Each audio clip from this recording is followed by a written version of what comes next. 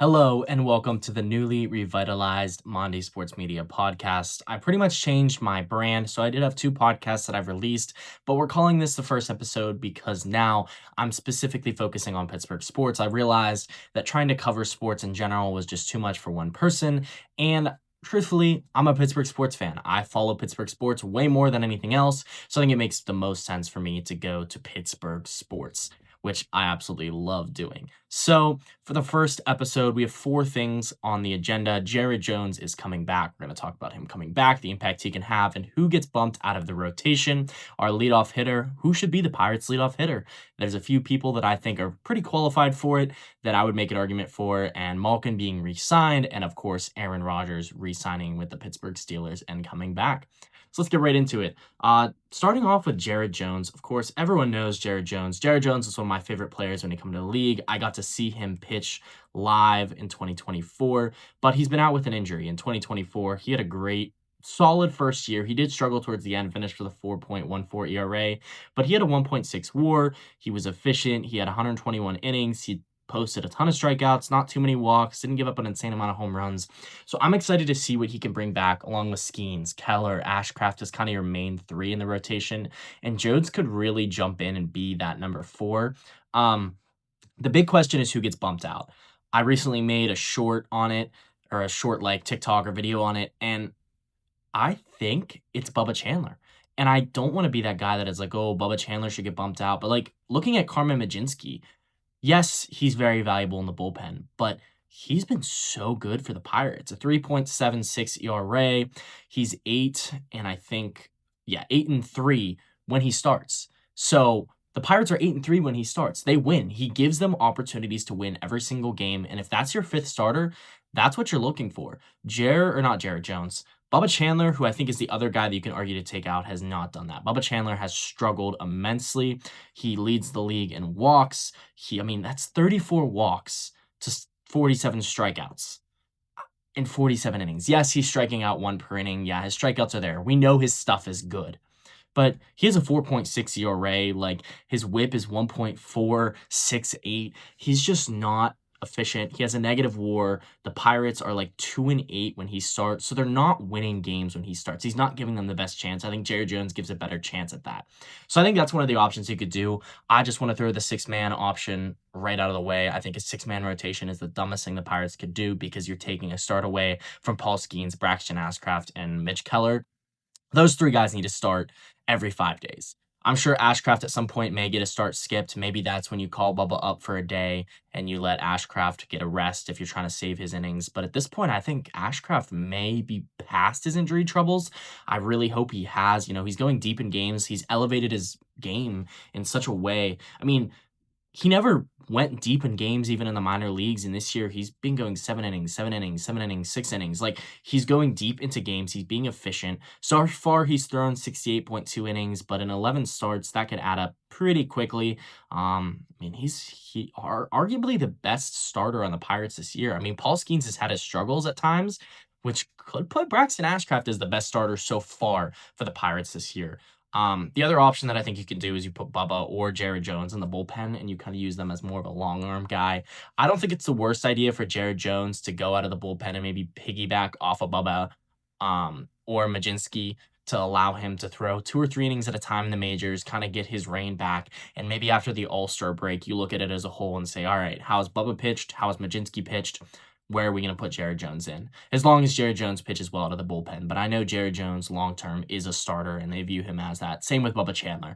But you can kind of go the Detroit Tigers approach with the bullpen, which I love having a starter in the bullpen. Look at Dotel. Dotel has been excellent for us in the bullpen. So it's an interesting thing to look at. Now, going forward and looking at who our leadoff batter should be. Oneil Cruz, of course, is let off a ton. He's kind of the guy you think about, but I'm not sure I want him in leadoff.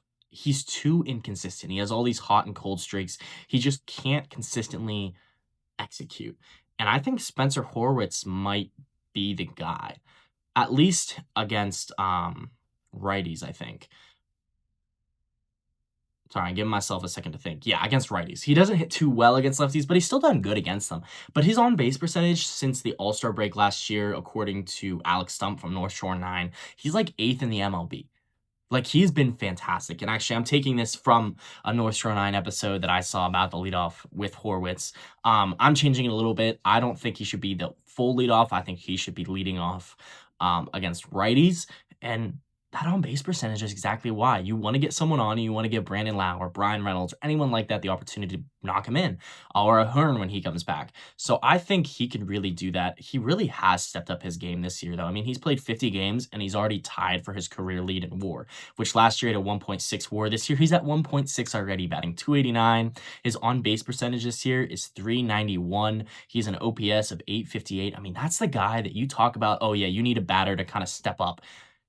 Horwitz has been that. He was kind of our best hitter last year, and he's continued, and he's been an absolute asset. I think the other argument you can make is Connor Griffin could argue to be the leadoff guy. Do I think he's ready for that? Yes. Do I think we should rush him into it? No. I still like him kind of in the 6th or 7th spot later in the lineup. I mean, he already has a 1.5 WAR, especially coming up late. He's played well, 261 batting average. His on-base percentage is only 323, which can kind of be like, do you want him to lead off? But with his speed and as good as he is on the bases, he is kind of that guy that you want early. I think putting him in against lefties does benefit. So maybe he's your leadoff guy against lefties, and then you have Horwitz as your leadoff guy against righties. And I think that could kind of fare pretty well. So it's an interesting situation coming up with this lineup. And of course, you have all these young guys like Valdez and Garcia coming up. And there could be a real big, like, oh, we have a good guy sitting on our bench. This guy's going to have to rest. And that's something I'm very excited for, that like once O'Hearn is back, it's like, man, we have some decent hitters on the bench too, which at some point I think it's time for Ozuna to just say, all right, buddy, you haven't worked out. You're going to play maybe 2 times a week. See if you start to figure it out in that time, you do. If not, sorry, you've sucked, which he has. He has not been good. And I'd like to see maybe Valdez or Garcia get more time at DH, or maybe you put Cruz or Reynolds at DH, because those are just better bats to have at DH. You can only have that hole for so long. And that's the same thing I look at with Davis. You already have Henry Davis, and you're kind of giving up Henry Davis for the defense, even though he had that error last night that wasn't really his fault because the helmet fell on him. But you can't have 2 guys in the lineup that are basically auto outs, especially if you put him kind of later in the lineup.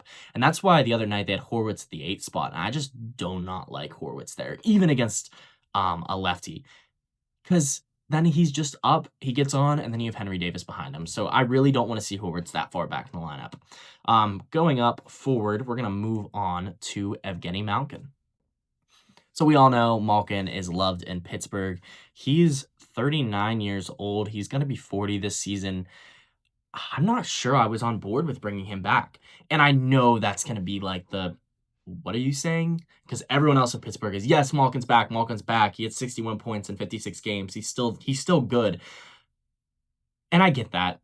But it becomes a point where I looked at this team in the playoffs, and the Flyers were not that good, and they got kind of handled by the Flyers. And yeah, they did start to come around, but this team is not at the point where they're going to be truly competitive unless they go out and get a star player like Jason Robertson, or let's say Austin Matthews or Connor McDavid somehow can be traded. But even at that, you're going to have to pay top dollar, and we don't have the extra capital of youth to give out to bring one of them in to then still supplement the rest of our lineup. And that's something that I think about, and I just don't think that this team is in a truly competitive spot where it makes sense to bring him back. I know it's like the whole legacy thing, and you want him to play another year. He's still got it. But we have some prospects that I'm ready to see get more of a role. I mean, I think about Kindle, I think about Zonin, I think about Horikoff, some of those guys. But then you have guys throughout the whole depth that played in the AHL this year. McGroarty's going to need more time. Ville Koivunen, like all those guys, I want to see get an opportunity this year on top of whoever they decide to bring in as like another Anthony Mantha or Justin Brazeau. I know Brazeau we should still have. I don't want us to re-sign Anthony Mantha. I think he's going to ask for too much. And I like Dubas's idea of bringing in these guys that still have that potential, struggle to get them on a cheaper deal and see what they can do. I'm not sure I like the Malkin deal. I'm still excited. Like, I'm not going to be like, oh, I'm not rooting for Malkin, but Father Time is unbeatable, and that's going to be kind of something I talk about with Aaron Rodgers, and that kind of is a great segue into Aaron Rodgers. Is he really good enough to take the Steelers past the second round. Let's say they even win the first round. They go 10-7, 11-6. They have a good year. Like, he still threw 24 touchdowns last year. He threw for over 3,000 yards. Like, he wasn't bad, but it wasn't like, man, he was still really good. And we're more than just like an average quarterback away. And last year kind of proved it. Yeah, I think we had a good draft, but I wanted to see Will Howard, or I wanted to see. Actually, I don't want to see Drew Aller. I didn't even want us to draft Drew Aller, but now I'm on the board of rooting for him as a Penn State guy.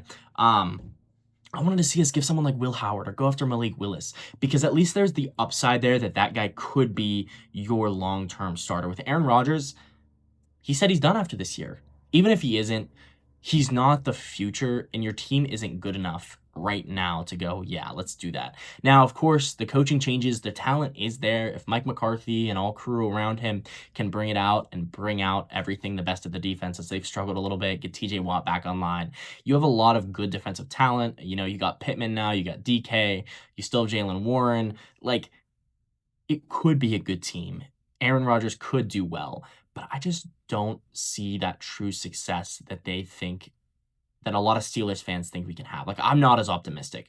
I would have rather seen Will Howard, because here's the thing.